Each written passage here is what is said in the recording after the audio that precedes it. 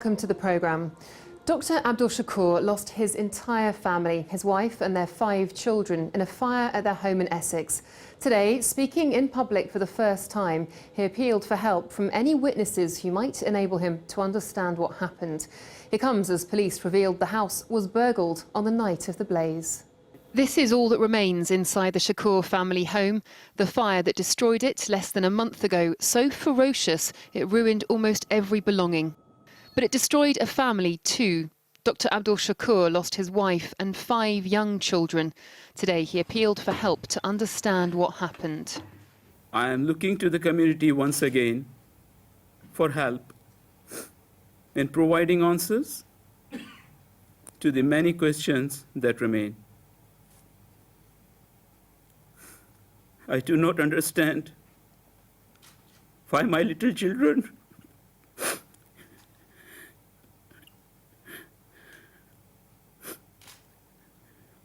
who were so happy and full of life, who had so much to live for, are no longer here. Investigators have so far been unable to identify the cause of the fire, but they now believe there was a break-in here the same night after the family went to bed. Dr Shakur's laptop, bought in Saudi Arabia, was stolen from the lounge. Police want to hear from anyone who's offered a second-hand Toshiba satellite model. The investigation team and many members of Essex Police have spent day and night working on this investigation, and we're doing it really for Dr Shakur and his extended family to try and bring some resolution to him. Now, he's made a heartfelt appeal today, and I don't think anyone can actually begin to even imagine what he's had to go through, and he's dealt with it with the utmost dignity. Police say they still need to speak to a number of young men who were seen outside Dr Shakur's family home in the early hours of the 15th of October. They believe they could hold vital information. A public meeting has been held in South London in protest at the planned closure of the Accident and Emergency Unit at Lewisham Hospital. The closure is part of plans to rescue the neighbouring South London Healthcare Trust, which has gone bankrupt. Matthew Morris reports. Squeezing into a packed public meeting tonight in Lewisham. It's standing room only, and this is an overflow room down the road. The main room inside the hospital was full, as were 2 others. The strength of feeling here is clear to see. I'm overwhelmed by it.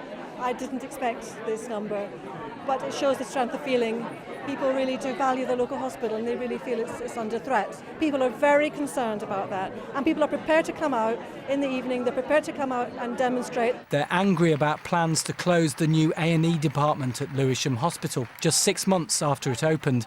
The neighbouring South London Healthcare Trust has 3 hospitals: the Princess Royal in Bromley, Queen Mary's in Sidcup and the Queen Elizabeth in Woolwich. Together they're losing £65 million a year, about 1.3 million a week. The rescue plan would see South London Healthcare split up and taken over by other hospitals, with the A&E at Lewisham shut and moved to Woolwich. The Trust Special Administrator is the man behind the plan.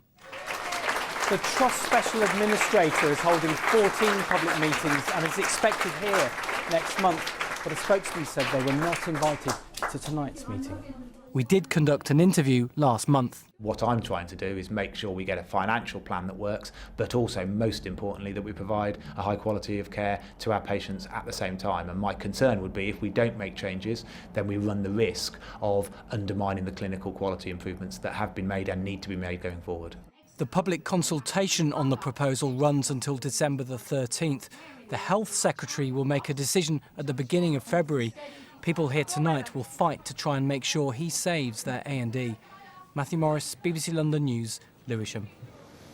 This is Lillian Groves. Aged just 14, she was killed by a driver who admitted he'd been using illegal drugs.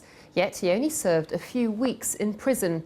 The law is being tightened, and a new initiative is starting in schools to highlight the dangers and change attitudes. A pilot survey found about 9 out of 10 pupils thought driving after using certain drugs is safe. Mark Ashton reports. It's been 2.5 years since Lillian Groves was killed, run over outside her own house by a driver high on drugs. Lillian was very content. Now her story is being used in schools to educate pupils on the dangers of drugs.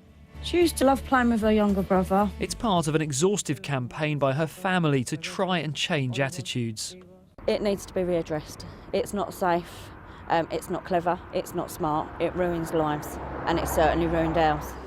So schools like here in Addington, where Lillian attended, are being encouraged to sign up for the 45-minute lessons. What about drugs and driving? Called Get Clued Up, they're interactive, showing life skills are equally as important as grades. The academic learning that they do in school has to have an impact on their life, but we also see learning as being holistic.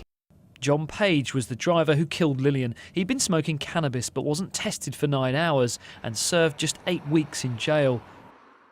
New technology shown to us last year could herald tougher roadside testing. The law is being changed, but there's concern over the next generation. Now, before pupils take this lesson, they fill in a questionnaire of their opinions on drugs. And a survey of schools where this has been piloted found 88% of them thought driving under the influence of some drugs was safe. After the session, it's a different story. I didn't think drugs was that bad when you were driving, but now I realise it's obviously worse and it can take people's lives. 17 London boroughs have already signed up. Lillian's family hope the road users of the future will learn the grave dangers of drugs. Mark Ashdown, BBC London News. Right, let's get a check on the weather now with Peter. Pete. Thanks, Victoria. There are some gaps in the cloud cover at the moment, and during the next couple of hours, underneath those clear skies, there could be a touch of frost. But after midnight, temperatures should recover as a freshening breeze brings us more and more cloud and a few drops of drizzly rain. And that just about sums up tomorrow. A rather cloudy day, a few drops of drizzly rain, most of us staying dry during daylight hours, some wetter weather arriving after dark tomorrow. Now that rain's likely to be slow to clear on Saturday, and it looks like it'll be a frosty start to a sunny Remembrance Day. So the outlook is for a rather cloudy but mostly dry Friday, rain clearing Saturday, quite cold at the cenotaph on Sunday morning. Victoria. Peter, thank you. Right, that's it for this evening. We're back tomorrow morning during breakfast. From all of us here, do have a very good night.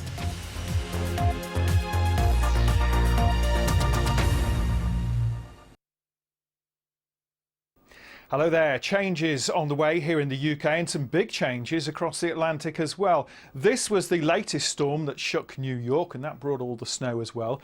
That is moving northwards into Canada. As it does so, it takes away all that cold air. We get this southerly feed that lifts the temperatures dramatically over the next few days, up to 17 degrees in New York on Monday. Back into the Atlantic though to see our changes, and we've got cooler air coming in behind this belt of cloud, and that brings a change to wetter conditions tonight across Scotland and Northern Ireland. And as the wind picks up, the rain in the hills of Western Scotland turns heavier. A little rain trickles down into Cumbria later. For most of England and Wales though, tonight will be dry.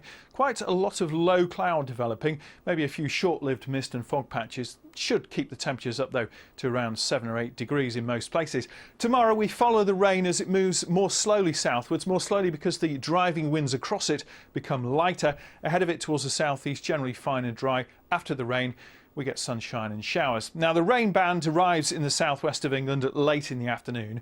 Looks like being a cloudy day for the most part, and through the afternoon it just turns wetter in Wales, especially the west. Quite a poor day for the northwest of England as it rains on and off for most of the day, and a cooler feel after the rain for Northern Ireland, but not a bad day, probably not that many showers. Most of the showers will be in Scotland in the northwest.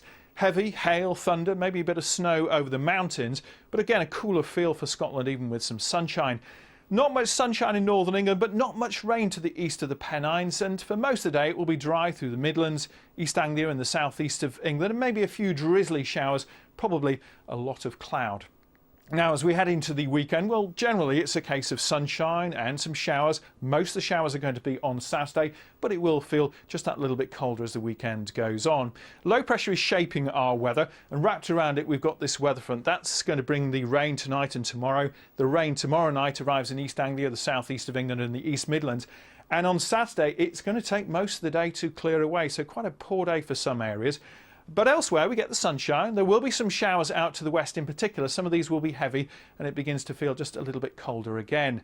Quite a cold start I think on Sunday, the coldest night I think, maybe a touch of frost, but lovely day. Most places will be dry with some sunshine, very few showers. Sunday is going to be the better day of the weekend. Good night. Live from Bexhill-on-Sea, Question Time is next. But surely the question for you, Prime Minister, is, having said you're going to reform, when are you going to deliver?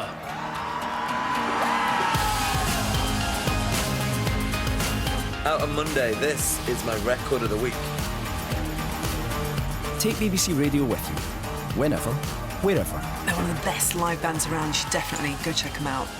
I'm Jo Wiley, you're listening to BBC Radio 2. BBC iPlayer Radio. Go online or download the app. Oh! Oh my God! Oh my God!